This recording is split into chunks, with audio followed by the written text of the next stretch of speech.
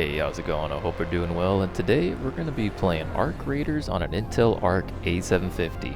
The A750 is Intel's, well, previous flagship of 2024, and it generally has a performance of around the RTX 3060 and RX 6600.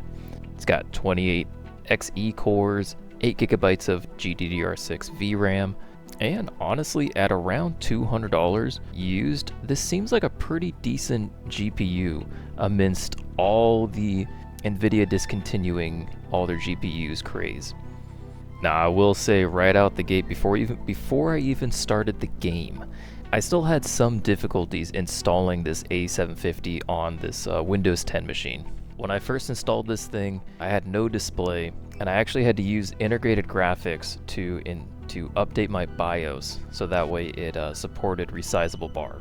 As I was praying to the BIOS gods that I didn't corrupt my whole system while updating the BIOS, I still had some trouble getting this card to post. You know, the first couple times booting up this PC with the new card installed, it would just have a black screen, and I'd basically have to uninstall the card and reinstall it for a signal to show up. Now, once I actually got a signal to show up, booted into Windows, installed the graphics drivers, as well as it had a firmware update while I was installing the graphics drivers. Once all of that was installed, the system is running pretty much like normal, and basically it just took me an extra couple hours of troubleshooting compared to a NVIDIA or AMD card. Now that I've got this card installed, let's see how well this thing runs Intel Arc. Let's see how well this thing runs Arc Raiders.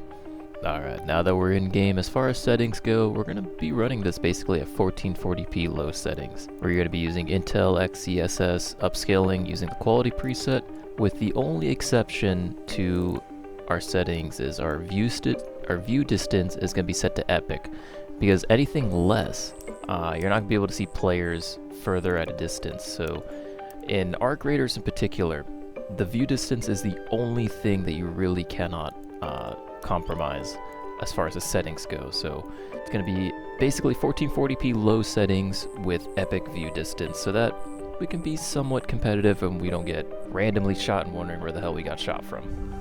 And now that we got the settings out of the way, I'm going to spend some time playing each individual map and get back to you on the performance with this A750 card. Think first, shoot later.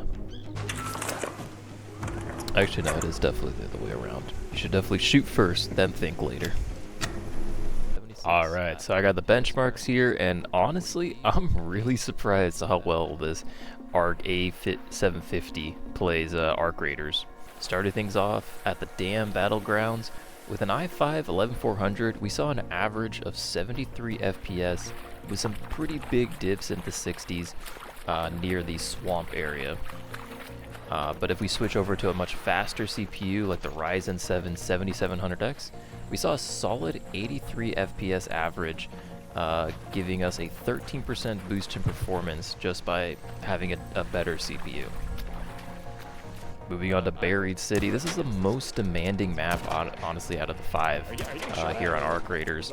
We saw an average of 60 FPS with the i5-11400, and we actually saw 82 FPS average with the Ryzen 7 7700X, which is an increase of 27%, which is kind of crazy given how CPU limited this either game is or this Arc GPU is. Next, over at Spaceport, we saw an average of 68 FPS with the i5-11400 and an average of 81 FPS with the Ryzen 7 7700X. An increase of 17%, which is a decent boost, and honestly, still pretty decent either way. What's up, tryhard? Not brother. Moving on to Stella Montis, this is where things kind of even up. Both CPUs saw about an average of 80 FPS, with actually the Ryzen 7 seeing 1 FPS lower, but that's, you know, you can account that for margin of error. Oh man. Alright, well, have fun. And finally, over at Bluegate, we saw an average of 66 FPS with the i5-11400 and the Arc A750, at 80 FPS average for the 770 to 700X A750. God, that is a lot of sevens. Now I want to highlight this scene here up at the top of Pilgrim's Peak at Blue Gate. As if when you're overlooking the whole entire map, it really shows you how CPU constrained these Intel Arc GPUs are. Nice little view. You know, with the same scene, using the i5-11400, we're getting around 53 to 55 FPS at the top of this tower.